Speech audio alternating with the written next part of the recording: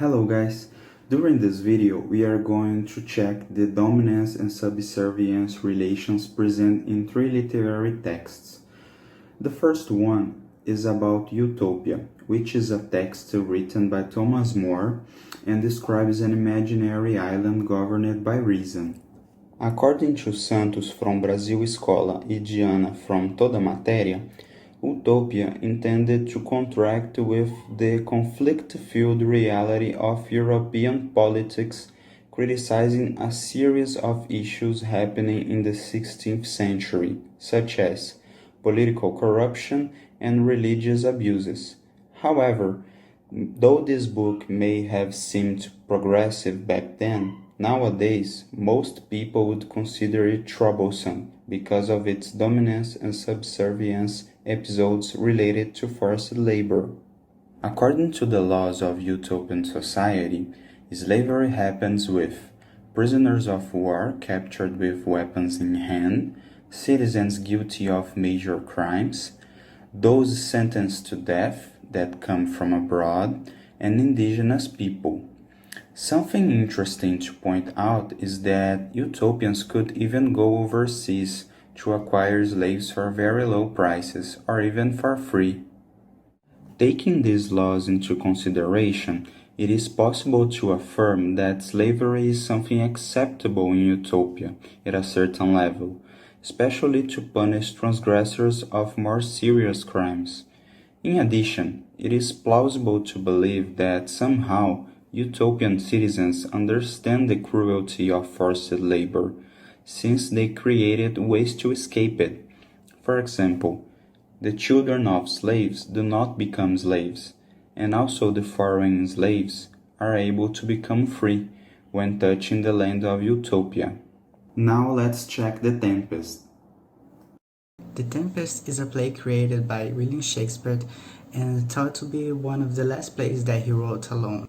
The story takes place on an island, where we're going to talk about the hierarchical relationship between Prospero and his servants Ariel and Caliban. So we may start off with Prospero.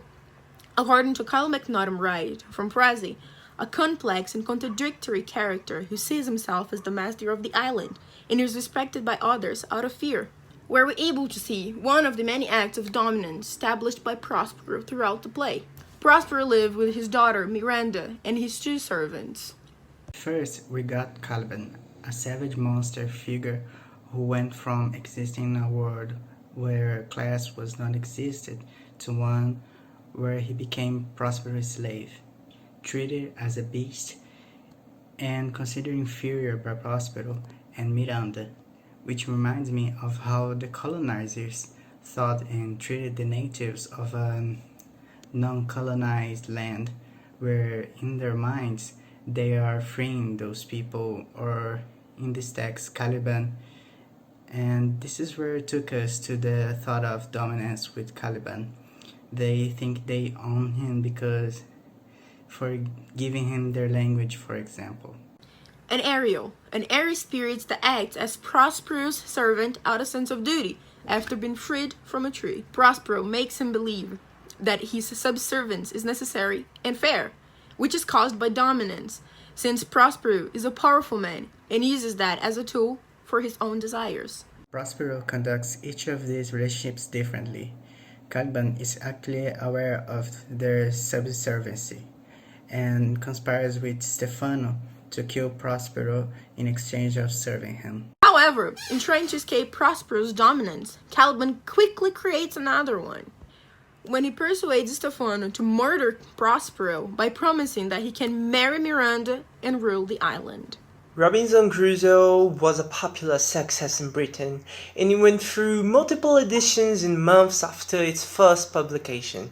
Robinson Crusoe's journey takes place in the context of the 17th century European imperialism and colonialism, as different countries explore the Americas, establishing colonies and exploiting natives. His amazing story of survival spread widely after he returned to Europe in the 1711. These books strongly represents the way people thought when analyzed how the European men believed they were superior and how the other civilizations were considered savages, and most of the time not recognized as human beings at all, but as creatures or animals in need to be colonized and inserted into their culture and their beliefs in order to become civilized.